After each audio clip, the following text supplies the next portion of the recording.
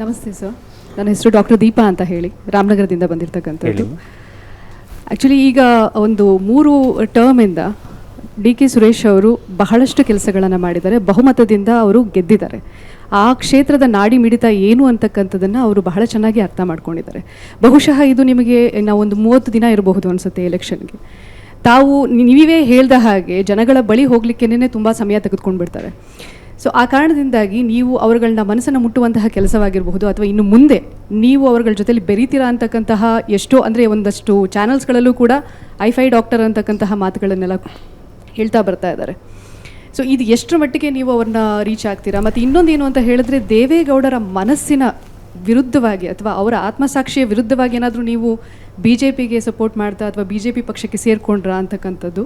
ಈಗ ತಾವು ಹೇಳಿದ್ರಿ ಅದೇ ವೃತ್ತಿಯಲ್ಲಿ ಈಗ ನಾನು ದೀರ್ಘಕಾಲ 40 ವರ್ಷದಿಂದ ಇದೇ ಸೇವೆ ಮಾಡ್ಕೊಂಡು, ಈಗ ನಾವು ಆರೋಗ್ಯ ಕ್ಷೇತ್ರದಲ್ಲಿ ಮಾಡಿರೋದು ಕೂಡ ಸಮಾಜ ಸೇವೆನೇ, ಈ ರಾಜಕೀಯ ಕ್ಷೇತ್ರದಲ್ಲಿ ಮಾಡೋದು ಸಮಾಜ ಸೇವೆನೇ, ಎರಡೂ ಒಂದೇ.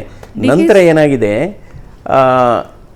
ಈ ಲೋಕಸಭೆಗೂ ವಿಧಾನಸಭೆಗೂ ಬಹಳ ವ್ಯತ್ಯಾಸ ಇದೆ. ಯಾರಾದರೂ ಅಂದ್ಕೊಂಡಿದ್ರೆ ಲೋಕಸಭೆ ಅಭ್ಯರ್ಥಿ ಅಥವಾ ಸಂಸದರ ಡ್ಯೂಟೀಸ್ ಆ್ಯಂಡ್ ರೆಸ್ಪಾನ್ಸಿಬಿಲಿಟೀಸು ಕೇವಲ ಕ್ಷೇತ್ರಕ್ಕೆ ಮಾತ್ರ ಸೀಮಿತ ಅಂದ್ಕೊಂಡಿರೋದು ತಪ್ಪು.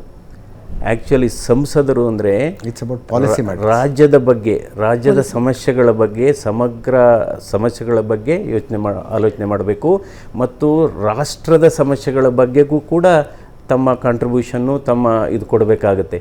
ಯಾವಾಗಲೂ ಅಷ್ಟೇ, ಈಗ ಪ್ರತಿಯೊಬ್ಬರು ಕೂಡ ಒಂದು ಎಂಟೈರ್ ಕ್ಷೇತ್ರ ನಾಡಿ ಮಿಡಿತ ಅಂತ ಹೇಳಿದ್ರಲ್ಲ, ನಾಡಿ ಮಿಡಿತ ಇವತ್ತು ಅಲ್ಲಿ ಈಗ ಮೊದಲನೇ ಸಲ ಸುಮಾರು ಜನ ಕಂಟೆಸ್ಟ್ ಮಾಡಿದ್ದಾರೆ. ಈಗ ರಾಜೀವ್ ಗಾಂಧಿಯವರು ವಾಸ್ ಎ ಪೈಲಟ್, ಈ all of a sudden become prime minister of India.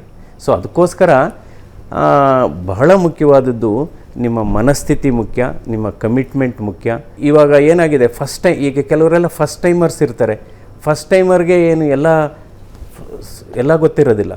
ಅಂದರೆ ನಮ್ಮ ಜೊತೆಗೆ ನಾನು ಒಬ್ಬನೇ ಒಂಟಿಯಾಗಿಲ್ಲ, ಪಕ್ಷ ಇದೆ, JDS ಪಕ್ಷ ಇದೆ, BJP ಪಕ್ಷ ಇದೆ, ಅದರ ಕಾರ್ಯಕರ್ತರಿದ್ದಾರೆ, ಅದರ MLAಗಳಿದ್ದಾರೆ, ಅವರೆಲ್ಲ ಅವರು ಬೇರೆ ಬೇರೆ ಕೆಲಸ ಎಲ್ಲ ಜನರದ್ದು ಸಮಸ್ಯೆ ನೋಡ್ತಾರೆ. ಒಂದೇ ಒಂದು ಮಾತು, ಈಗ DK ಸುರೇಶ್ ಅವರು ಪ್ರಬಲ ಸ್ಪರ್ಧಿ ಅಂತ ನಿಮ್ಗೆ ಅನಿಸ್ತಾ ಇಲ್ವಾ? ನಿಮಗೆ ಮಂಡ್ಯ ಕ್ಷೇತ್ರನೋ ಅಥವಾ ಹಾಸನ ಕ್ಷೇತ್ರವನ್ನು ಕೊಡ್ಬೋದಾಗಿತ್ತಲ್ಲ, ಯಾಕೆ ಇದನ್ನೇ ಬೆಂಗಳೂರು ಗ್ರಾಮಾಂತರ ಅವರ ಆಗಲೇ ಹೇಳಿದಾಗೆ ಯಾವಾಗ ಅಂದರೆ ನಾನೇ ಸೀಟ್ಗೆ ಇಷ್ಟಪಟ್ಟಿದ್ರೆ ನಾನು ಇದೆಲ್ಲ ಕೇಳ್ಬೋದಾಗಿತ್ತು, ನನಗೆ ಇಲ್ಲ.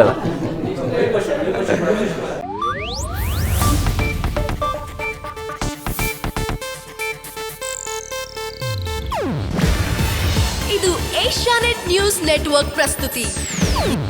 ನೀವು ನೋಡ್ತಿದ್ದೀರಾ ಏಷ್ಯಾನೆಟ್ ಸುವರ್ಣ ನ್ಯೂಸ್.